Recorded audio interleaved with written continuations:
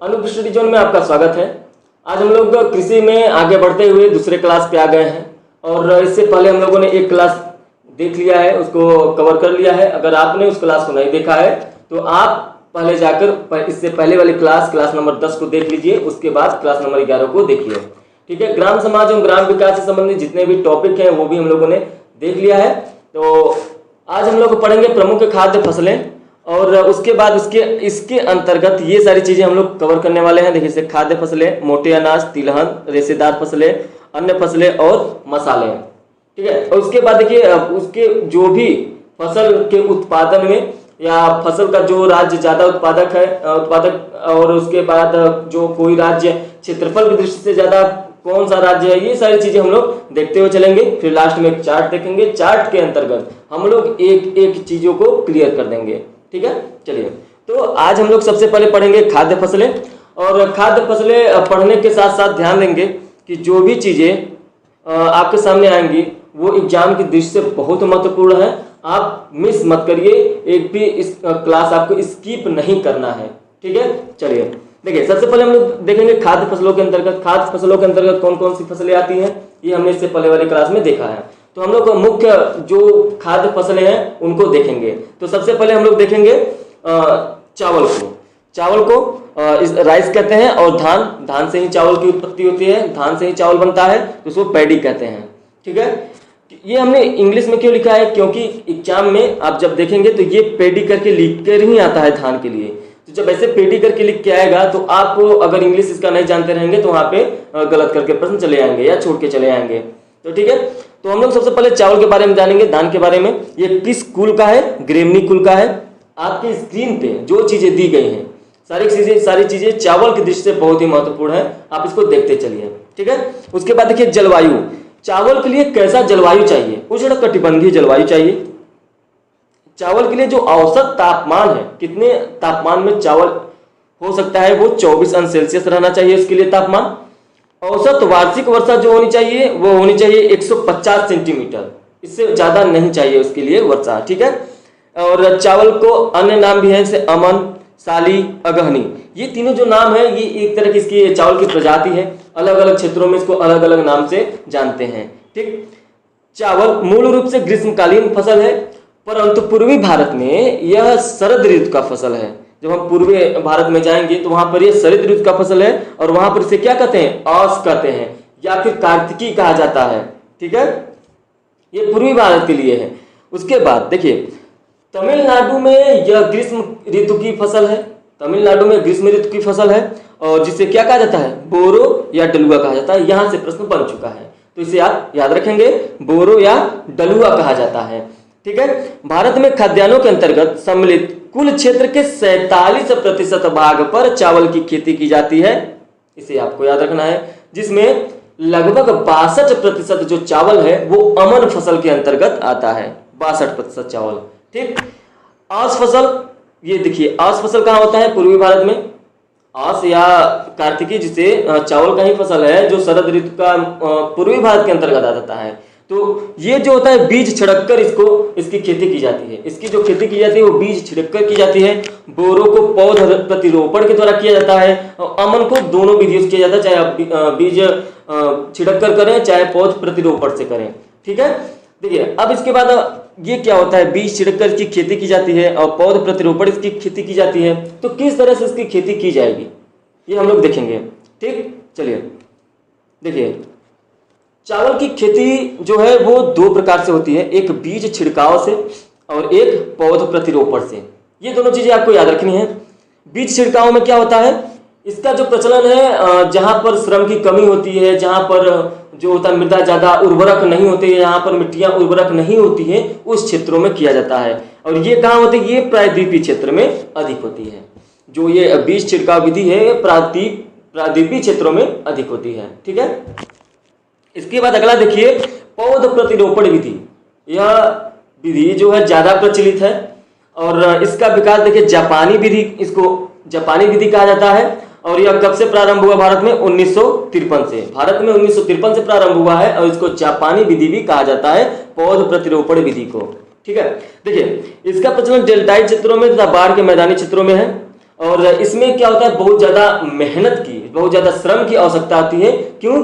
क्योंकि धान के पौधों को सघन रूप से पहले छोटे छोटे खेतों में, जिसे नर्सरी कहा जाता है, एक क्यारी में उगाया जाता है, इकट्ठा उगाया जाता है, और फिर उसे 4 से 5 सप्ताह के बाद 25 से 35 सेंटीमीटर लंबा हो जाने के बाद जब वो हो जाती है, जब वो एक तरह से मान लिया जाता है कि अब ये अच्छी तरह से तैयार हो चुका है, उसके बाद से 4 से 6 समूह में 30 से 45 सेंटीमीटर की दूरी पर प्रतिरोपित किया जाता है, लगा दिया जाता है, बुआई कर दिया जाता है। तो इसे क्या कहते हैं, पौध प्रतिरोपण विधि। और इससे जो है बीज छिड़काव विधि से, इसमें पौध प्रतिरोपण विधि में ज्यादा क्या होता है, उपज होता है, इससे ज्यादा उपज होता है। ठीक है, चलिए, तो ये हम लोगों ने देखा चावल की कृषि की 2 जो प्रमुख विधियां हैं भारत में, उसको हम लोगों ने देखा। ठीक है, अब इसके बाद हम लोग देखेंगे चावल का किस क्षेत्र में क्या योगदान है। देखिए, जैसे पहले देखिए भारत में किस कृष्णा, ये है मिसप्रिंट हो गया है, कृष्णा गोदावरी डेल्टा क्षेत्र को चावल का कटोरा कहता है। ये प्रश्न पूछा है, हालांकि अब ये प्रश्न पूछना कम हो गया है। अब फैक्ट चीजें जो है वो ज्यादा पूछती हैं, और जो करेंट में चीजें हैं वो ज्यादा पूछ रही हैं एग्जामिनर। तो यहाँ पे चावल का कटोरा पहले एग्जाम में आया हुआ है, इसलिए हमने इसको क्या किया, इसका जिक्र किया है। चावल का कटोरा किसे कहा जाता है, जो कृष्णा क्षेत्र के, गोदावरी क्षेत्र के जो डेल्टाई क्षेत्र हैं, उनको चावल का कटोरा कहा जाता है। और यह जो क्षेत्र है वो कहाँ पड़ता है, आंध्र प्रदेश और तेलंगाना के अंतर्गत आते हैं। जैसा कि यह सब आप जियोग्राफी पढ़ेंगे तब इसका जिक्र हुआ है। अगर आपने जियोग्राफी अभी तक नहीं देखा है तो जियोग्राफी क्लास में जाकर, जियोग्राफी बहुत अच्छा पढ़ाते हैं सर, तो वहां से आप देख सकते हैं जियोग्राफी। ठीक है, उसके बाद देखिए दक्षिणी राज्य तथा पश्चिम बंगाल में जलवायु अनुकूलता के कारण 1 वर्ष की कृषि में चावल की 2 या 3 फसलें बोई जाती हैं। किस क्षेत्र में, दक्षिणी राज्य में तथा पश्चिमी बंगाल में। दक्षिणी राज्य में तथा पश्चिम बंगाल में जलवायु अनुकूलता के कारण एक ही वर्ष में चावल की 3 फसलें लगा दी जाती हैं। 3 बार उसकी उगाई हो जाती है, 3 फसलें लगाई जाती हैं एक ही बार में, एक वर्ष में। तो यहाँ पे यह ध्यान देने वाली बात है। किस जगह पे, दक्षिणी राज्यों में, जो भारत का दक्षिणी राज्य है, ठीक है, इन राज्यों में और पश्चिम बंगाल में। किस लिए होता है, जलवायु की वहां बहुत ज्यादा अनुकूलता है, बारिश अच्छा खासा होता है, तो इसलिए 3 फसलें उगाई जाती हैं। अब हम लोग देखेंगे, देखिए ये जो एक प्रश्न एग्जाम में पूछा हुआ था, प्रथम बौनी प्रजाति कौन सी है धान की, तो यहां से देखिए ये क्या है, जया जो है वो प्रथम बौनी प्रजाति है धान की, इसको याद रखना। और भी बौनी प्रजातियां हैं, ठीक है, लेकिन यह हमारे लिए इंपॉर्टेंट है तो इसको हम लोग देखेंगे। अब देखिए धान के क्षेत्र में शीर्ष जो है 3 राज्य जो उत्पादक की दृष्टि जो ज्यादा उत्पादन करते हैं, और वो राज्य जो क्षेत्रफल की दृष्टि से, यहाँ से लोग कंफ्यूजन हो जाते हैं। कभी कभी कोई पूछता है कि धान के सबसे ज्यादा उत्पादन कहाँ होता है, तो वो अगर ये आंकड़ा देखा है तो वो कंफ्यूज हो जाएगा कि हमने तो उत्तर प्रदेश, मध्य प्रदेश और छत्तीसगढ़ देखा था, लेकिन नहीं, यह जो है वो क्षेत्रफल की दृष्टि से है और ये उत्पादक की दृष्टि से है, तो दोनों राज्य अलग अलग होंगे। ठीक है, तो पश्चिम बंगाल जो है वो उत्पादक शीर्ष 3 राज्य में देखेंगे तो पश्चिम बंगाल में 13.2% धान की पैदावार होता है, उत्पादक क्षमता है इसकी, और पंजाब में 11.85% और उत्तर प्रदेश में 11.75%। ये तो रहा उत्पादक शीर्ष 3 राज्य। अब हम लोग देखेंगे क्षेत्रफल शीर्ष 3 राज्य। यहाँ में उत्तर प्रदेश सबसे पहले नंबर पर आता है क्षेत्रफल की दृष्टि से, उसके बाद मध्य प्रदेश आता है और उसके बाद छत्तीसगढ़ आता है। ठीक है, तो ये चीजें हो गई धान के क्षेत्र में। अब हम लोगों ने धान के बारे में जितने फैक्ट थी, जितनी इंपॉर्टेंट चीजें थी उसको देखा। अब हम लोग देखेंगे गेहूं के लिए। ठीक है, गेहूं के लिए देखेंगे। गेहूं किस कुल का है, गेहूं भी ग्रेमिनी कुल का ही है। इसके लिए जो जलवायु है वो उष्ण कटिबंधीय होनी चाहिए। औसत तापमान की बात नहीं करते हैं, यहाँ पे देखते हैं 10 से 25 अंश सेल्सियस जो है इसके लिए तापमान चाहिए। देखिए गेहूं के लिए जब बोते समय 10 अंश सेल्सियस तापमान होना चाहिए, और जब उसकी वृद्धि होती है तो 15 अंश सेल्सियस तक तापमान होना चाहिए, और जब पकता है तो 20 से 25 अंश सेल्सियस का तापमान होना चाहिए। तो यहाँ से तीनों चीजें आपको याद रखना है, और उसके साथ साथ 10 से 25 अंश सेल्सियस इसका तापमान होना चाहिए, 10 से लेके 25 तक। ठीक है, औसत वार्षिक वर्षा 80 सेंटीमीटर होना चाहिए। भारत में चावल के बाद गेहूं दूसरा प्रमुख अनाज है, ये भी याद रखना है। उसके बाद भारत विश्व का 12.32% जो है गेहूं उत्पादन करता है विश्व का। 12.32% गेहूं उत्पादन करता है। विश्व में गेहूं उत्पादन में चीन के बाद भारत का दूसरा स्थान है। ठीक है, गेहूं की फसल की वृद्धि काल में मध्यम तापमान और मध्यम वर्षा की जरूरत होती है, जबकि फसल कटाई के समय तेज धूप की आवश्यकता होती है। ठीक है, गेहूं का विकास सुअपवाहित मतलब जो जहां पर ज्यादा से ज्यादा अच्छी, सुअपवाहित मतलब जहां पर बहुत अच्छी दोमट मृदा होती है वहां सर्वोत्तम ढंग से होता है। हम लोग लास्ट में जिन फसलों को पढ़ेंगे उन फसलों में सब कुछ देखते हुए चलेंगे एक चार्ट के माध्यम से, जिससे हम लोगों को एक इकट्ठा क्या होगा, सबका मिक्सचर मिल जाएगा और फैक्ट चीजें मिल जाएंगी वहां पे। उसके बाद देखिए, भारत का अधिकांश गेहूं भारत के विशाल मैदान की जलोढ़ काप मिट्टियों में उगाया जाता है। ठीक है, तो यहाँ भी आपको ये याद रखना है। उसके बाद देश की कृषि के लगभग 23%, देखिए लगभग 23% मतलब 29.58 मिलियन हेक्टेयर भाग पर गेहूं की कृषि जो है वो की जाती है। नोरिन 10 ये गेहूं की एक बौनी प्रजाति है। नोरिन 10 एक बौनी प्रजाति की है जो जीन है। ठीक है, नोरिन 10। भारत में गेहूं की उत्पादकता को बढ़ाने के लिए कृषि वैज्ञानिकों द्वारा गेहूं की बहुत सारी बौनी प्रजातियों को विकास किया गया है, जैसे लरमा रोजो 64 और सुनहरा 63, सुनहरा और 64 और मेया 64 और S227। ये सब एक बौनी प्रजाति हैं जो गेहूं की उत्पादकता को बढ़ाने के लिए वैज्ञानिकों द्वारा इसको क्या किया गया है, विकसित किया गया है। राज 3077 राज 3077 जो है एक गेहूं की ऐसी प्रजाति है जो देर से बुआई के लिए और सिंचित क्षेत्रों के लिए उपयुक्त माना जाता है। ठीक है, अब देखेंगे हम लोग गेहूं फसल में कौन कौन से रोग लगते हैं उनको देखेंगे। देखिए, पीला कीट लगता है, येलो रस्ट, भूरा कीट लगता है और काला कीट लगता है। तो ये गेहूं में कुछ प्रमुख रोग थे जो लगते हैं। उसके बाद एक रोग लगता है करनाल बंट। यह एक कवक जनित रोग है। इस रोग का जो है कवक का नाम है टिलेटिया इंडिका। यह एक कवक का नाम है जो गेहूं के लिए करनाल बंट रोग लगाता है और इस रोग की पहचान सर्वप्रथम 1931 में हुई थी। कब हुई थी? सन 1931 में। ठीक है, इसके बाद देखेंगे हम लोग गेहूं के क्षेत्र में उत्पादक राज्य जो है वो है कौन कौन से। उत्तर प्रदेश सबसे ज्यादा उत्पादक राज्य है, 31% उत्पादन करता है। पंजाब है, ये पंजाब है, मिसप्रिंट है, पंजाब है और 17.9% और मध्य प्रदेश है 15.96%। अब क्षेत्रफल की दृष्टि से देखेंगे तो उत्तर प्रदेश गेहूं में क्षेत्रफल की दृष्टि से और उत्पादक की दृष्टि से, दोनों दृष्टि से वो पहले स्थान पे है। फिर उसके बाद मध्य प्रदेश है, उसके बाद पंजाब है। ठीक है, 11.86% के साथ। तो ये रही गेहूं के लिए प्रमुख बातें। अब हम लोग अगला देखेंगे मोटे अनाज को। जो मोटे अनाज होंगे उसको देखेंगे। ठीक है, सबसे पहले इसमें देखेंगे ज्वार जो है वो अफ्रीकी मूल का एक उष्णकटिबंधीय पौधा है जो जिसके लिए सामान्य तापमान 27 अंश सेल्सियस से 32 अंश सेल्सियस का होना चाहिए। इसके लिए जो सामान्य वर्षा है वो 30 से 65 सेंटीमीटर का होना चाहिए। क्षेत्रफल और उत्पादन की दृष्टि से चावल तथा गेहूं के बाद ज्वार जो है वो देश की तीसरी सबसे महत्वपूर्ण खाद्यान्न फसलों में से एक है। इस फसल को अधिक आर्द्र क्षेत्रों में उगाए जाने के कारण इसमें सिंचाई की आवश्यकता नहीं होती है। इसमें ऐसा नहीं होती है, सिंचाई की आवश्यकता होती है, बहुत कम होती है इसके लिए। ठीक है, लेकिन जब ये आर्द्र क्षेत्रों में उगाया जाए तो।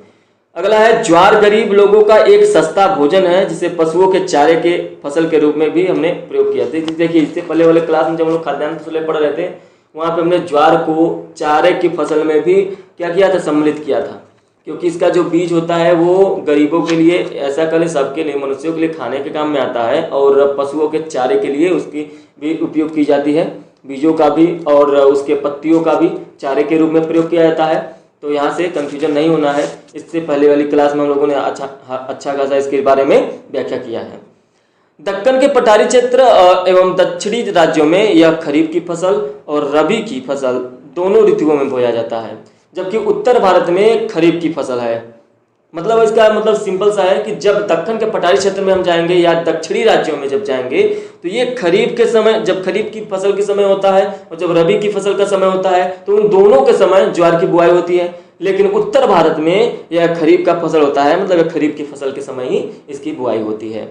ठीक है, इसके बाद हम लोग देखेंगे कि इसका उत्पादन जो है, उत्पादक शीर्ष 3 राज्य देखेंगे, महाराष्ट्र, कर्नाटक और मध्य प्रदेश है। महाराष्ट्र 36.45% के साथ है। और क्षेत्रफल की दृष्टि देखेंगे तो वो भी महाराष्ट्र ही है, 43.69% की दृष्टि से।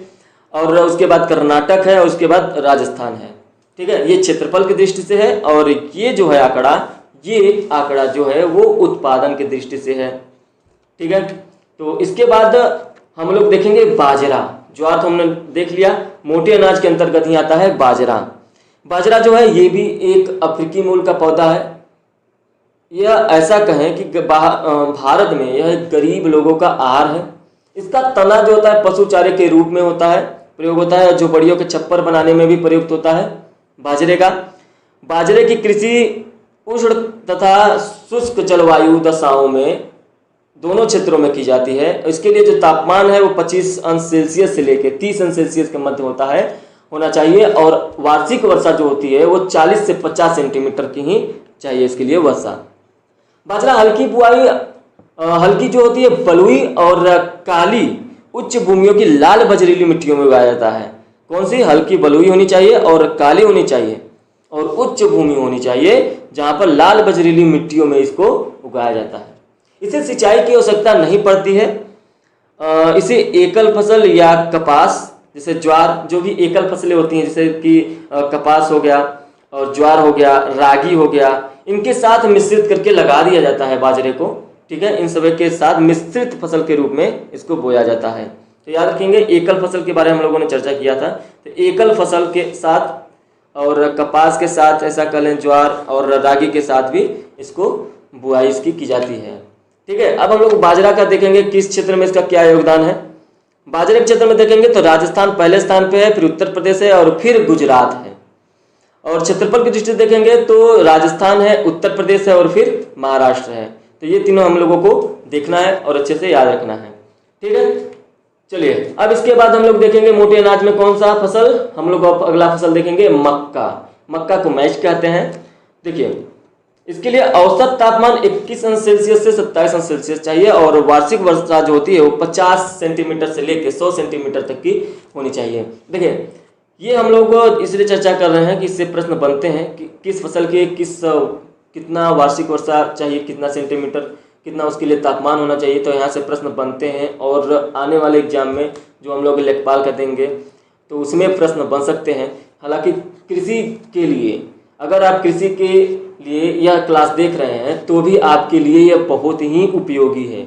यह क्लास कृषि का सिर्फ ग्रामीण विकास समाज के अंतर्गत ही नहीं, यह कृषि पूरे भारत के लिए जो भी एग्जाम हो रही है, अगर आप ये देख रहे हैं तो बहुत ही अच्छी बात है, आप अच्छी जगह पे आ गए हैं। चलिए अगला देखते हैं कि इसके लिए जो पाला होती है और शुष्क पौने होती है वो इसके लिए हानिकारक होती हैं मक्के के लिए। ठीक है, मक्के को कॉर्न के नाम से जाना जाता है और इसका तना जो होता है पशु चारे के रूप में प्रयोग किया जाता है। मक्के की खेती दालों, कपास, तिल और सब्जियों के साथ मिश्रित रूप में भी होती है। मक्के को अलग भी बोया जाता है और मिश्रित रूप में भी इसका प्रयोग होता है। ठीक है, भारत में अधिकांश पिंटल किस्म की मक्का उगाई जाती है। किस किस्म की? पिंटल किस्म की, ये इंपॉर्टेंट है। भारत में अधिकांश पिंटल किस्म की मक्का उगाई जाती है और जबकि राजस्थान और हिमाचल प्रदेश में डेंट किस्में उगाई जाती हैं। ऐसा नहीं है कि वहां पर पिंटल किस्म नहीं उगाई जाती है, वहां पर पिंटल किस्में भी उगाई जाती हैं, लेकिन राजस्थान और हिमाचल प्रदेश में डेंट किस्में के साथ उसके साथ भी उगाई जाती हैं। तो दोनों जगह मतलब पिंटल किस्में जो हैं वो पूरे, ऐसा कह लें कि भारत में अधिकांश रूप से देखा जाए तो पिंटल किस्में, और राजस्थान में पिंटल किस्मों के साथ साथ हिमाचल प्रदेश में पिंटल किस्मों के साथ साथ डेंट किस्में भी उगाई जाती हैं। ये दोनों किस्में जो हैं बहुत अच्छी किस्म की होती हैं। आधुनिक प्रौद्योगिक और निवेशकों जैसे उच्च पैदावार देने वाले बीजों और उर्वरकों की सिंचाई के उपयोग में मक्का का उत्पादन बढ़ा है। इसका मतलब सिंपल सा है, जैसे जैसे हम लोग प्रौद्योगिकी के क्षेत्र में बढ़ रहे हैं, जो आधुनिक प्रौद्योगिकी है और जो निवेश हुआ है, जो अच्छी तरह से कृषि के क्षेत्र में प्रौद्योगिकी के लिए कृषि के क्षेत्र में जो निवेश हुआ है, उससे उच्च पैदावार देने वाले बीजों का और उर्वरकों का और सिंचाई की अच्छी से अच्छी विधियां जो हैं वो आ रही हैं। तो इससे क्या हुआ है, मक्का का उत्पादन भी अब बढ़ा है। ठीक है, मक्का में व्हाइट बर्ड नामक एक रोग लगता है जो जस्ता की कमी से होता है। यह एग्जाम में पूछा हुआ प्रश्न है, UP SSC के एग्जाम में। ठीक है, चलिए अब इसके बाद हम लोग देखेंगे मक्के का कौन कौन सा उत्पादक राज्य है, कैसा है इसकी स्थिति। कर्नाटक में स्थिति उत्पादन के शीर्ष राज्य पे है, कर्नाटक में इसकी स्थिति अच्छी है। और उसके बाद महाराष्ट्र है और उसके बाद ये मध्य प्रदेश है। ठीक है, ये कौन सा है, मध्य प्रदेश, तीसरा है मध्य प्रदेश। और उसके बाद मध्य प्रदेश पहले स्थान पे है, कब, जब क्षेत्रफल की दृष्टि से देखा जाएगा तो ये पहले स्थान पे है, और कर्नाटक दूसरे स्थान पे है, और उसके बाद महाराष्ट्र है। जस्ट इसका देखिए उल्टा हो जा रहा है इसका। ठीक है, तो इस तरह से क्या हुआ, मक्के का हम लोगों ने देखा जो है किसका उत्पादन और उसी क्षेत्रफल की दृष्टि से कैसा उसका स्थिति है। अब हम लोग अगला देखेंगे जौ। ठीक है, जौ को जो तापमान चाहिए कितना चाहिए, 10 से 18 सेल्सियस चाहिए, और इसकी जो वार्षिक वर्षा होती है वो 70 से लेकर 90 सेंटीमीटर के मध्य होनी चाहिए। यह इसका उपज जो होती है किस मिट्टी में होता है, अधिक उर्वरता वाली और कम उर्वरता वाली जरूरत नहीं होती है, जो मध्यम उर्वरता वाली दोमट मिट्टी होती है वो इसके लिए उपयोगी होता है। जौ जो है वो सिंधु घाटी सभ्यता के लिए एक महत्वपूर्ण फसल रही है हमेशा से ही, और इसका प्रयोग जो होता है वो शराब और विस्की बनाने में भी किया जाता है। ठीक है, तो ऐसा है यह मोटे अनाज के लिए भी। तो हम लोगों ने क्या क्या पढ़ा, धान पढ़ा, मक्का पढ़ा, ज्वार पढ़ा, बाजरा पढ़ा, गेहूं पढ़ा, जौ पढ़ा, ये सब चीजें हम लोगों ने देखा। अब हम इसको एक चार्ट के रूप में देखेंगे और जो उसके जन्म स्थान को दिखाएंगे, और जन्म स्थान को, मिट्टी और उसके लिए कैसी भौगोलिक दशाएं चाहिए उसको हम लोग यहाँ पे सामूहिक रूप में देखते हैं। चलिए इस चार्ट को आप ध्यान से देखिए, इस चार्ट में बहुत ही इंपॉर्टेंट कवर किया गया है। चलिए देखिए, पहला है धान। धान के लिए जो जन्म स्थान है वो इंडो चाइना। पहला क्लास आप लोगों ने देखा होगा, तो इसका जवाब जो है आप लोग अच्छी तरह से दे पाएंगे ये सब चीज़ों का। ठीक है, तो धान के लिए कैसा जलवायु चाहिए, उष्ण आर्द्र चाहिए, और इसके लिए 20 से 27 के मध्य तापमान होना चाहिए। ठीक है, और वार्षिक वर्षा जो होनी चाहिए 150 सेंटीमीटर होनी चाहिए, और इसके लिए मिट्टी चिकनी और जलोढ़ मिट्टी। अगला है मक्का। मक्का मध्य अमेरिका में इसका जन्म स्थान है, उपोष्णकटिबंधीय जलवायु है, 21 अंश सेल्सियस से 27 अंश सेल्सियस के मध्य इसका तापमान होना चाहिए, और 60 से 120 सेंटीमीटर इसकी वार्षिक वर्षा होनी चाहिए, और दोमट मिट्टी इसके लिए बहुत ही अधिक अच्छी होती है।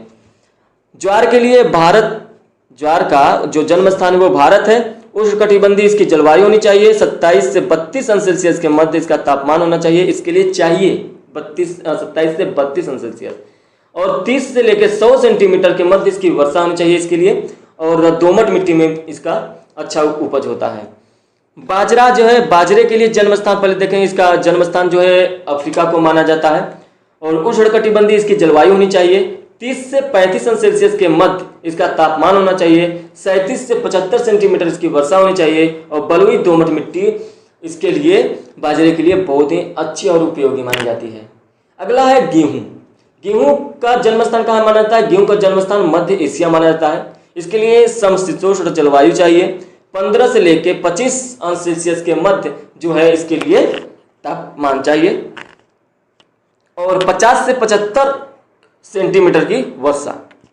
ठीक है, और उसके लिए मिट्टी दोमट मिट्टी चाहिए। देखिए दोमट मिट्टी मक्के के लिए भी है, और ज्वार के लिए भी है, और गेहूं के लिए भी है, और बलुई दोमट जो है वो जौ के लिए है। यह इसकी जन्म स्थान चीन में माना जाता है, और समशीतोष्ण इसके लिए जलवायु चाहिए, 10 से 18 सेल्सियस के मध्य इसके लिए तापमान होना चाहिए, और वार्षिक वर्षा जो है वो 70 से लेके 90 सेंटीमीटर के मध्य होनी चाहिए। ठीक, आगे देखते हैं। आगे हम लोग अब पढ़ेंगे दलहन। दलहन इसके अंतर्गत कुछ चीजें हैं जो एग्जाम में पूछते हैं, इंपॉर्टेंट चीजें हैं, तो इसके अंतर्गत हम इसको देखेंगे। चलिए देखते हैं। भारत जो है वो दालों का सबसे बड़ा उत्पादक भी है और सबसे बड़ा उपभोक्ता भी है, तो ये आपको याद रखना है। भारत सबसे बड़ा उत्पादक देश है और सबसे बड़ा उपभोक्ता देश है। दलहनी फसलों में चना, अरहर, उड़द, मूंग, मसूर, मटर, खेसारी, कुल्थी, मोठ, ये सभी चीजें आती हैं। ये सारी की सारी चीजें क्या हैं, दलहनी फसलें हैं। दलहनी फसलें नाइट्रोजन स्थिरीकरण के माध्यम से उर्वरा शक्ति को बढ़ाती हैं। जो दलहनी फसलें होती हैं वो नाइट्रोजन स्थिरीकरण करती हैं और उसके माध्यम से उर्वरा शक्ति को बढ़ाती है। दलहनी फसलें जो होती है वो वायु से नाइट्रोजन संचित करने की क्षमता होती है। ये जो नाइट्रोजन स्थिरीकरण होता है वो वायु से ही लेती हैं, नाइट्रोजन संचित करती हैं। ठीक है। राइजोबियम जीवाणु दलहनी फसलों की जड़ों में पाया जाने वाला बैक्टीरिया है और इन फसलों के लिए कोबाल्ट आवश्यक तत्व है। कोबाल्ट राइजोबियम जीवाणु हेतु जो है वो नाइट्रोजन स्थिरीकरण के लिए आवश्यक तत्व है। ठीक। देश में दालों की खेती अधिकतर दक्कन के पठार, मध्य पठारी भाग और उत्तर पश्चिम के शुष्क भागों में की जाती है। देश के कुल बोए गए क्षेत्रफल का 30% भाग जो है वो दलहनी क्षेत्र में की जाती है, दलहनी की खेती की जाती है, 30% भाग। ठीक। तो दलहनी के अंतर्गत अब हम लोग दलहन फसल देखेंगे। सबसे पहले इसके लिए हम लोग देखेंगे चना, इसको इंग्लिश में ग्राम कहते हैं। तो चना देखेंगे। चना को सफलतापूर्वक उगाने के लिए केवल 1 या 2 बार हल्की वर्षा, मतलब 1 या 2 बार सिंचाई की आवश्यकता होती है, या फिर हल्का सिंचाई कर दीजिए या फिर हल्के अगर वर्षा हो रही है तो चने के लिए आवश्यक है। अगला है देखिए, हरियाणा, पंजाब तथा उत्तरी राजस्थान में हरित क्रांति के प्रारंभ होने से ही चने की फसल के क्षेत्र में जो है कमी आई है। अब इसके स्थान पर क्या हो गया है, गेहूं की फसल बोई जाती है। तो हरित क्रांति से गेहूं के लिए फायदा हुआ है लेकिन चने के लिए थोड़ा सा घाटा हुआ है। लेकिन अब औद्योगिक क्षेत्र में क्या हो रहा है, धीरे धीरे बदलाव हो रहा है। औद्योगिक क्षेत्र में जो कृषि के लिए उनके बीजों का विकास हो रहा है, उनके सिंचाई करने का तरीका बदल रहा है, हर चीज़ें जो हैं अपडेट हो रही हैं। आज के परिदृश्य से उसको क्या किया जा रहा है, ढाला जा रहा है। ठीक है। वर्तमान में देश के कुल बोए गए क्षेत्र के केवल 10.56 मिलियन हेक्टेयर क्षेत्र पर ही चने की खेती की जाती है। तो ये रहे चने से महत्वपूर्ण चीजें। अब इसके बाद हम लोग देखेंगे अरहर। ठीक है। अरहर को तूर भी कहते हैं। इसको कभी कभी एग्जाम में हिंदी में ही तूर लिख के पूछता है, तो आपको कंफ्यूजन नहीं होना है। अरहर को ही तूर कहते हैं, इंग्लिश में कहते हैं। यह देश की दूसरी प्रमुख दलहनी फसल है। ठीक है। और इसे लाल चना कहते हैं। ये है जो एग्जाम में आया हुआ है, ये एसएससी के एग्जाम में भी आया हुआ है, 10+2 के एग्जाम में, और यूपी SSS के एग्जाम में भी आया हुआ है ये। ठीक है। तो ये दोनों एग्जाम में आए हुए हैं, इसलिए लाल चने को आपको याद रखना है। इसे एक और नाम भी दिया जाता है, वो पिजन पी। ठीक है। पिजन पी भी इसका नाम दिया जाता है। चलिए, भारत के कुल बोए गए क्षेत्रफल के लगभग 4.43 मिलियन हेक्टेयर क्षेत्र पर इसकी खेती की जाती है। कितने पे, 4.43 मिलियन हेक्टेयर। अब हम लोगों ने देखा क्या, अरहर देख लिया और चना देखा। ठीक है। तो अब इसके बाद देखिए हम लोग देखेंगे जो प्रमुख दलहनी फसल हैं, जैसे उनका जन्मस्थान, मिट्टी कौन सी चाहिए और उनकी भौगोलिक दशाएं। जिससे इससे पहले हम लोगों ने खाद्य फसलों में देखा था, मोटे अनाजों में देखा था। ठीक है।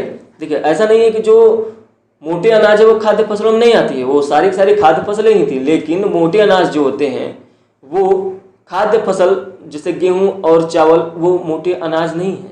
वो मक्का, ज्वार, ये सब मोटे अनाज हैं। तो इसका डिवाइडेशन किया गया है, हालांकि आती हैं खाद्य फसलों के अंतर्गत ही। ठीक है।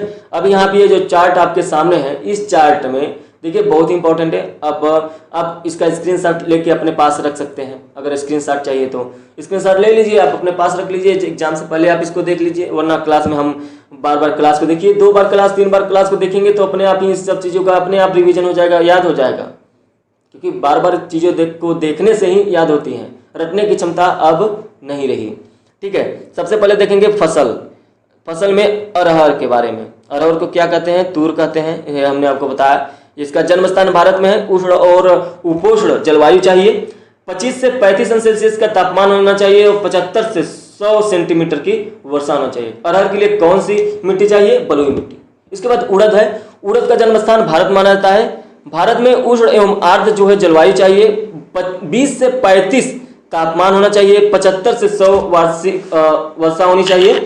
और बलुई से काली मिट्टी तक, चाहे बलुई हो या बलुई काली मिट्टी हो, दोनों के लिए ये इंपॉर्टेंट होता है, मतलब कि उड़द के लिए जरूरी होता है। इसके बाद देखिए मूंग है। मूंग का जन्मस्थान भारत माना जाता है। इसके लिए जलवायु आर्द्र जलवायु चाहिए। 25 से 35 तापमान चाहिए और 60 से लेकर 75 सेंटीमीटर की वर्षा चाहिए। और इसके लिए मिट्टी कौन सी चाहिए, दोमट मिट्टी चाहिए। मिट्टियां आप याद रखेंगे, देखिए यहाँ पे आपको तापमान भी याद रखना है वार्षिक सेंटीमीटर, लेकिन मिट्टी आपको जरूर याद रखना है, यहाँ से प्रश्न बनते ही बनते हैं। ठीक है, चलिए इसके बाद देखिए सोयाबीन है। सोयाबीन का उत्पत्ति स्थल जो है वो चीन माना जाता है। उपोष्ण की जलवायु चाहिए, उपोष्ण जलवायु में ये होता है। और इसके बाद 15 से 30 अंश सेल्सियस का तापमान होना चाहिए, 60 से 75 सेंटीमीटर की वर्षा होनी चाहिए। और इसके लिए मिट्टी कौन सी चाहिए, सोयाबीन के लिए काली मिट्टी। चना है, चना का जन्म स्थान दक्षिण पूर्व यूरोप माना जाता है। शुष्क और शीत या इसे कहें उपोष्ण जलवायु होना चाहिए। 15 से 30 अंश सेल्सियस इसके लिए भी चाहिए और तापमान, और 60 से लेकर 100 सेंटीमीटर तक की वर्षा होनी चाहिए। और हल्की और माध्यम दोमट मिट्टी, ये दोमट मिट्टी है। ठीक है, दोमट मिट्टी में चाहिए। मटर के लिए भूमध्य सागरीय क्षेत्र समशीतोष्ण क्या होना चाहिए, जलवायु। और 15 से 25 अंश सेल्सियस का तापमान होना चाहिए, 60 से 75 सेंटीमीटर का वर्षा होना चाहिए। और इसके लिए बलुई दोमट मिट्टी उपयुक्त मानी जाती है। ठीक, उसके बाद देखिए लास्ट है मसूर। मसूर का जन्म स्थान कहाँ माना जाता है, चीन माना जाता है। और चीन में जो होती है, जो जलवायु होती है वो समशीतोष्ण होने के कारण मसूर वहाँ पर अच्छा खासा होता है। लेकिन आपको ये याद रखना है कि इसके लिए चाहे वो कोई भी, जहाँ पर अगर इसका अच्छा पैदावार मसूर का होना चाहिए तो उसके लिए जलवायु कैसा होना चाहिए, समशीतोष्ण होना चाहिए। ठीक है, समशीतोष्ण होना चाहिए। इसके बाद देखिए 18 से लेके 30 अंश सेल्सियस तक का क्या होना चाहिए, इसके लिए तापमान होना चाहिए। 80 से 100 सेंटीमीटर की वर्षा होनी चाहिए। और इसके लिए मिट्टी कौन सी चाहिए, दोमट मिट्टी। ठीक है, इसके लिए दोमट मिट्टी चाहिए। तो हम लोगों ने अभी तक दलहन देखा, दलहन के फसलों को देखा। अब इसके बाद हम लोग देखेंगे तिलहन। तिलहन के बारे में कुछ मुख्य फैक्ट देख लीजिए। तिलहन जो होता है वो वसा का प्रमुख स्रोत होता है, वसा का प्रमुख स्रोत होता है और भोजन पकाने का माध्यम होता है, एक माध्यम होता है वसा। इसके अंतर्गत मूंगफली आती है, अलसी आती है। अलसी को हम लोग क्या कहते हैं, और कहते हैं अलसी को तीसी भी कहा जाता है। ठीक है, अलसी होता है, सरसों होता है, अरंडी होता है, सोयाबीन होता है, सूरजमुखी होता है, और लाही होता है, बिनौला होता है, नाइजर होता है। तो ये सभी चीज़ें क्या हैं, तिलहनी फसल है। तिलहनी फसल का मतलब जिनसे तेल की प्राप्ति हो, उनके बीजों से तेल की प्राप्ति हो, तिलहनी फसल। ठीक है, भारत जो है वो तिलहन का सबसे बड़ा उत्पादक राज्य है। कौन सा, मध्य प्रदेश। मध्य प्रदेश जो है वो तिलहन के क्षेत्र में भी और दलहन के क्षेत्र में भी सबसे बड़ा उत्पादक राज्य है। और इसके बाद है राजस्थान, गुजरात आता है। इसके बाद क्या आता है, राजस्थान और फिर गुजरात। ठीक, माफ करिएगा, ये पहले गुजरात, इसके बाद आता है, ये 2 बार लिखा गया है। इसके बाद गुजरात आता है और इसके बाद राजस्थान। ठीक, देश के कुल शस्य क्षेत्र के लगभग 14% भाग पर तिलहन फसलें बोई जाती है, कुल 14% भाग पर। ठीक, इसके बाद चलिए अब ये हम लोग तिलहन के बारे में बात किया। अब हम लोग देखेंगे मूंगफली के बारे में। मूंगफली मतलब ग्राउंडनट। इसके लिए वार्षिक वर्षा 50 से लेकर 80 सेंटीमीटर का होना चाहिए और तापमान 20 से 30 अंश सेल्सियस का होना चाहिए। मूंगफली में लगभग 42% तेल जो होता है उसका अंश होता है। और इससे क्या होता है, शुद्ध खाद्य तेल, वनस्पति साबुन, कृत्रिम चमड़ा, ये सब बनाने में इसका प्रयोग किया जाता है। मूंगफली पौधों की जड़ से प्राप्त होती है, ये आपको पता होगा, आप देखे होंगे। मूंगफली जो होती है पौधों की जड़ से प्राप्त होती है। ये जो होती है सूखे भूमि के लिए, शुष्क भूमि के लिए सर्वोत्तम मानी जाती है, क्योंकि इसके उत्पादन के लिए जो है जल की जो आवश्यकता होती है वो बहुत ही कम होती है। ऐसा करें लगभग बहुत ही कम होती है। ठीक है, तो जल की आवश्यकता बहुत कम होती है। इसकी कुछ प्रश्न जो है एग्जाम में आए हुए थे, ये दोनों इसकी जो किस्मों से प्रश्न उठे थे, एक चित्रा 64 से और एक चंद्रा से।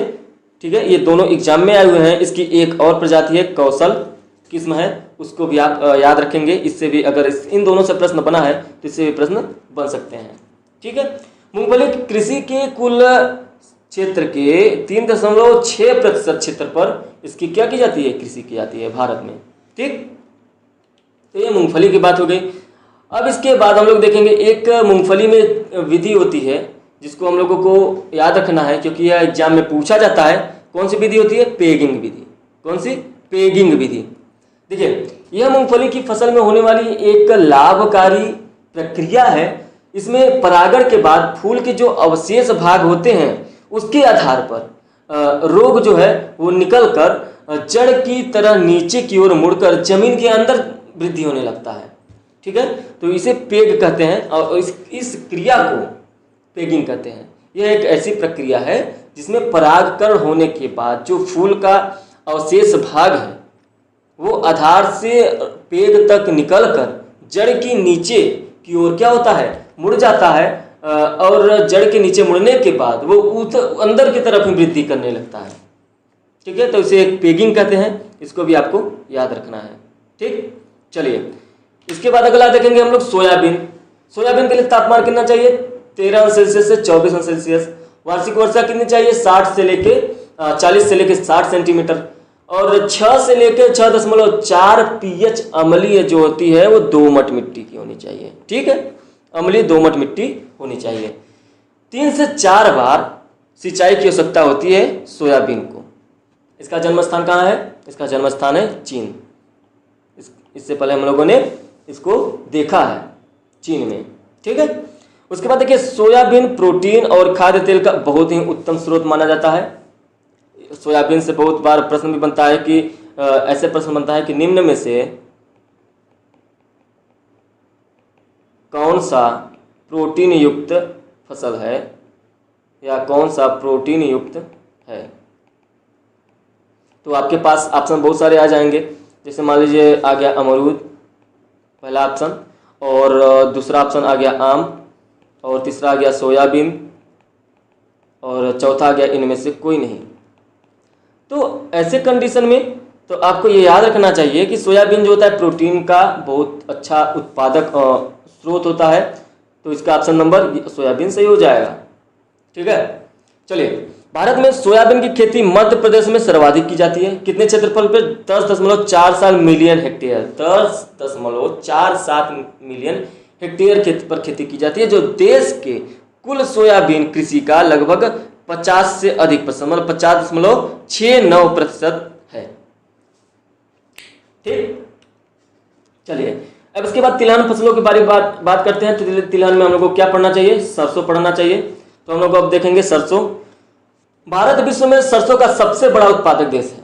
सरसों का सबसे बड़ा उत्पादक देश भारत है, जिसमें बहुत से तिलहन सम्मिलित हैं। राई, तोरिया, तारामीरा और लाही, ये सब सरसों के एक प्रजाति हैं। ऐसा करें कि कहीं कहीं सरसों को ही राई कहा जाता है।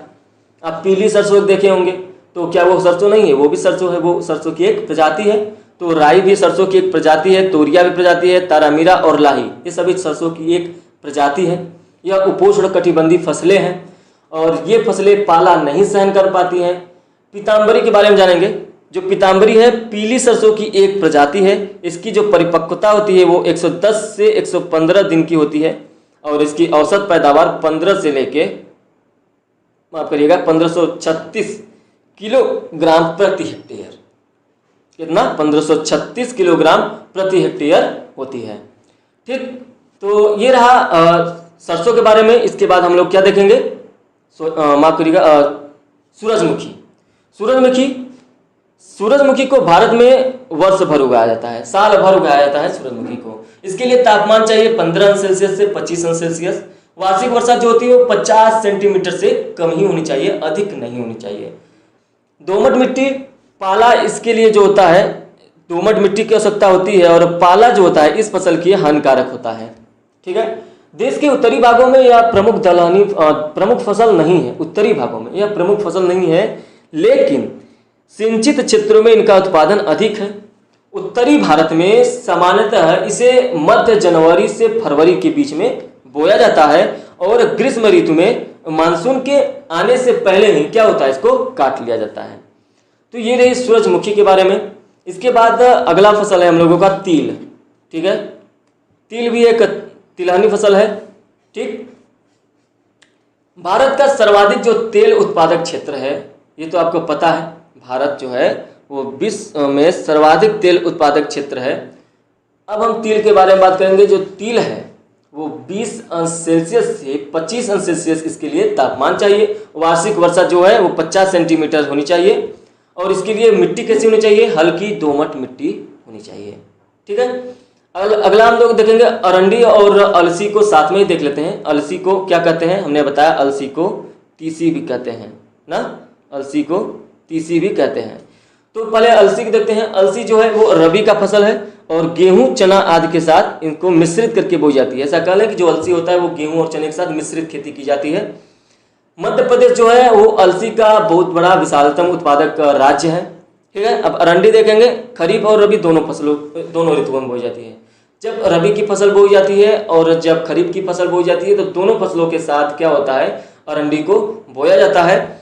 और इसका तेल मुख्यतः औषधि और स्नेहक पदार्थों के साथ के लिए और औद्योगिक उपयोग के लिए प्रयुक्त होता है। इसकी खली का खाद के रूप में प्रयुक्त होता है जो बहुत ही अच्छी क्वालिटी का होता है। गुजरात जो है वो अरंडी का सबसे विशालतम या सबसे बृहत्तम उत्पादक राज्य है, ये आपको याद रखना है। ठीक, अब हम लोग इसके बाद देखेंगे रेशेदार फसलें। क्या देखेंगे? रेशेदार फसलें। रेशेदार फसलों में सबसे पहले हम लोग देखेंगे कॉटन को, कपास को। कपास मुख्यतः खरीफ फसल है जो मक्का, ज्वार, रागी, तिल, अलसी, मूंगफली, सब्जियों के साथ मिश्रित रूप से उगाई जाती है। ठीक है, इसे पककर तैयार होने में 6 से 8 महीने लगते हैं। इसके लिए तापमान 21 से 30 अंश सेल्सियस होना चाहिए और वार्षिक वर्षा जो है वो 50 से लेके 75 सेंटीमीटर के मध्य होनी चाहिए। ठीक, कपास पर फूल आने के समय जो आकाश है, मतलब कुल मिलाकर ऐसा कहना चाहिए कि जब कपास पर फूल लगते हैं तो बादल साफ होना चाहिए और वर्षा नहीं होनी चाहिए। मौसम जो होना है वो साफ रहना चाहिए। कपास की खेती के लिए काली मिट्टी सर्वाधिक उपजाऊ मानी जाती है, सर्वाधिक उपयुक्त मानी जाती है। यहाँ से प्रश्न बार बार पूछा जाता है। ठीक है, यहाँ से एक प्रश्न पूछा जाता है, काली मिट्टी कपास के लिए अधिक उपजाऊ होती है, अधिक उपयुक्त होती है और काली मिट्टी को रेमूर मिट्टी कहते हैं। कौन सा मिट्टी? रेमूर मिट्टी। ये भी प्रश्न कई बार बन चुका है, तो ये आपको यह याद रखना है। ठीक है, अब काली मिट्टी को कपासी मिट्टी भी कहा जाता है। ठीक है, काली मिट्टी को कपासी मिट्टी कहा जाता है। क्यों कहा जाता है? अभी हमने बताया क्योंकि सबसे अधिक उपजाऊ होती है कपास जो होती है काली मिट्टी में होती है। ठीक है, कपास को महाराष्ट्र में श्वेत स्वर्ण, व्हाइट गोल्ड मतलब सफेद सोना कहा जाता है। अमेरिकन कपास को देश के उत्तरी पश्चिम भाग में नरमा कहा जाता है। तो ये आपको याद रखना है, ये भी एग्जाम में आया हुआ प्रश्न है। तो इसको हम लोगों ने देखा। अब इसके बाद हम लोग देखेंगे कपास जो है वो इसका जो उत्पादन क्षेत्र है वो किस राज्य में सर्वोत्तम है, सबसे अधिक है। तो उत्पादक के शीर्ष 3 राज्य देखेंगे। ठीक है, ये 3 राज्य हैं। तो सबसे पहले है गुजरात, फिर महाराष्ट्र और तेलंगाना, और उसके बाद महाराष्ट्र क्षेत्रफल की दृष्टि से भी है और उसके बाद गुजरात है, फिर तेलंगाना है। तो ये आपको क्रम याद रखना चाहिए। याद रखिएगा, देखिए आपको उत्पादक की दृष्टि से भी याद रखना है, आपको क्षेत्रफल की दृष्टि से भी याद रखना है। इसलिए क्योंकि अगर प्रश्न आता है यहाँ से और आएगा ही आएगा, और जब भी प्रश्न आएगा तो आपका प्रश्न छूटना नहीं चाहिए, कंफ्यूजन भी नहीं होना है। आप क्लास को 2 बार 3 बार देखिए, कंफ्यूजन नहीं होना है, प्रश्न आपको सब सही करके आना है। ठीक है, चलिए इसके बाद हम लोग देखेंगे, अगला है जूट। जूट में देखिए इसके लिए उष्ण और आर्द्र जलवायु चाहिए, 24 से लेकर 35 अंश सेल्सियस का तापमान चाहिए। इसके लिए वार्षिक वर्षा जो है वो 125 से लेकर 150 सेंटीमीटर का होना चाहिए। इसका प्रयोग कहाँ कहाँ होता है? इसका प्रयोग मोटे वस्त्र, थैले के रूप में, बोरे के रूप में, रस्सियाँ भी बनाई जाती हैं, दरिया बनाया जाता है, कालीन बनाया जाता है और अन्य जो सजावटी सामान होती हैं उसे बनाने में इसका प्रयोग किया जाता है। पश्चिम बंगाल और उससे जो लगे हुए पूर्वी भाग के जो भाग हैं, पूर्वी भाग के जो राज्य हैं, वो उन क्षेत्रों में यह एक व्यापारिक फसल है। भारत विश्व में जूट का सबसे उत्तम उत्पादक है, ऐसा कहें सबसे ज्यादा उत्पादक करता है, बृहत्तम उत्पादक है, जो विश्व का लगभग 60% जूट अकेले उत्पादन करता है। स्वतंत्रता से पहले जब भारत आजाद नहीं हुआ था और माफ करिएगा, जब भारत आजाद नहीं हुआ था और विभाजित भी नहीं हुआ था, तब के भारत में जूट उत्पादन में विश्व में एक अधिकार प्राप्त था। मतलब जूट इससे ज्यादा कहीं होता ही नहीं था। लेकिन विभाजन के बाद जब देश का विभाजन हुआ तो बांग्लादेश का विभाजन हुआ, जिसे पूर्वी पाकिस्तान कहा जाता था, अब बांग्लादेश कहा जाता है, उसमें चला गया। लगभग 80% क्षेत्र उसमें चला गया। इसलिए अब 60% जो है जूट का उत्पादन भारत इस समय अकेले करता है। ठीक है, तो पहले एकाधिकार प्राप्त था, तो अब बांग्लादेश में चला गया है। हमने बताया 80% क्षेत्र चला गया बांग्लादेश के अंतर्गत, जहाँ पर जूट उगाए जाते थे, जहाँ पर जूट का उत्पादन अच्छा होता था। ठीक है, भारत में अधिकांश श्वेत जूट का उत्पादन किया होता है और इसके अंतर्गत देश का 75% जूट जो है वो उत्पादक क्षेत्र में सम्मिलित है। जूट देश के कुल क्षेत्र के 0.5% भाग पर ही आता है। ठीक है, जूट को सुनहरा रेशा, गोल्डन फाइबर भी कहा जाता है। ये वेरी इंपॉर्टेंट है, आपको इसको भी याद रखना है। सारी चीजें इंपॉर्टेंट है ऐसा नहीं है, लेकिन यह इंपॉर्टेंट है क्योंकि एग्जाम में आया हुआ है। ठीक, चलिए अब हम लोग देखेंगे जूट जो है इसका कौन सा उत्पादक और क्षेत्रफल की दृष्टि से 3 राज्यों के बारे में देखेंगे। पहला है पश्चिम बंगाल, उसके बाद बिहार और उसके बाद असम, और उसके बाद पश्चिम बंगाल, बिहार, असम। ये तीनों क्षेत्र की दृष्टि से हैं, क्षेत्रफल की दृष्टि से हैं और ये उत्पादक की दृष्टि से हैं। ये जो आंकड़े हैं आपको याद रखने हैं। 75.32% के साथ पहले स्थान पर पश्चिम बंगाल है और क्षेत्रफल में पश्चिम बंगाल है 71.62% के साथ। ठीक, तो देखिए अगर ऐसा है कि अगर आप ये क्लास देख रहे हैं तो आप इस पे क्या करेंगे, अधिक से अधिक इसको शेयर करना सीखिए। कम से कम शेयर करिए, कमेंट करके आप पूछिए। अगर आपको कोई कंफ्यूजन हो रहा है तो कमेंट करके पूछिए। चैनल को अधिक से अधिक सब्सक्राइब करें, शेयर करेंगे, सब्सक्राइब होगा, हम लोगों का मनोबल जो है वो बढ़ेगा, इससे क्लास पर्टिकुलर पढ़ती रहेंगी। ठीक है, देखिए अब हमने कहा था हम इसमें खाद्य फसलों देखेंगे, मोटे अनाज देखेंगे, तिलहन देखेंगे, रेशेदार फसलें देखेंगे और उसके साथ अन्य फसलें जैसे गन्ना, चाय, काफ़ी, रबड़, नारियल, तंबाकू, ये सब देखेंगे। मसालों को देखेंगे, इलायची, लौंग, काली मिर्च, ये सब चीज़ें अन्य मसालों में देखेंगे। तो इस क्लास में अगर ये क्लास ज़्यादा लंबा हो जाएगा तो हो जाएगा बोरिंग, और इससे क्या होगा, बोरिंग होने के साथ साथ क्या क्लास ज़्यादा लंबा हो जाएगा तो उबाऊ हो जाएगा, तो ज़्यादा होगा, जो माइंड सेटअप होता है वो बिगड़ जाएगा।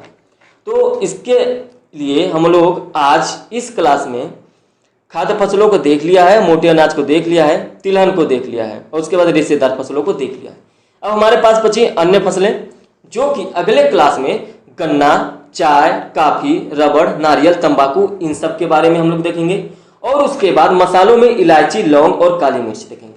अब यहाँ से ये जो चीज़ें हैं ये आपको देखना बहुत इंपॉर्टेंट है, क्योंकि यहाँ से प्रश्न बनेगा, यहाँ से प्रश्न बनेगा ही बनेगा। ठीक है, और उसके बाद ये सब चीज़ें पढ़ने के बाद अगले क्लास में और क्या क्या पढ़ेंगे। देखिए ये सब चीज़ें जितने भी आपके स्क्रीन पे दिखाई दे रहा है, ये सारी की सारी चीज़ें बहुत ही इंपॉर्टेंट है, बहुत ही इंपॉर्टेंट है। देखिए क्या क्या देखेंगे हम लोग, फसलों के रोग और लक्षण, फसलों में जो रोग लगते हैं, प्रश्न बनता है फसलों में रोग और क्या लक्षण है।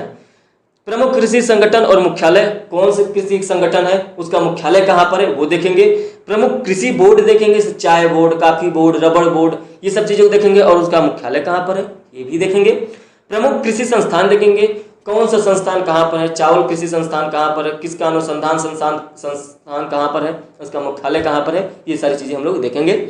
उसके बाद देखेंगे कृषि संबंधी महत्वपूर्ण क्रांतियां, क्रांतियां से एक प्रश्न बनता है, क्रांति से श्वेत क्रांति, इंद्रधनुष क्रांति, पीली क्रांति हो गया, भूरी क्रांति हो गया, दुग्ध क्रांति, श्वेत क्रांति, ये सभी चीजों को देखते हुए चलेंगे किसमें, कृषि से संबंधित महत्वपूर्ण क्रांतियां।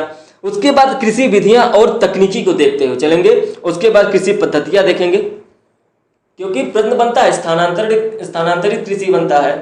हम लोगों ने पहले क्लास में इसके बारे में विस्तार से नहीं लेकिन थोड़ा बहुत चर्चा किया है, लेकिन आप फार्मिंग जैसे विधियां और तकनीक, कौन कौन सी कृषि ऐसी विधियां हैं जो तकनीकी हैं जो कृषि के लिए इंपॉर्टेंट है, कौन कौन सी पद्धतियां हैं जो कृषि के लिए इंपॉर्टेंट है, तो ये सभी चीजें हम लोग नेक्स्ट क्लास में देखेंगे।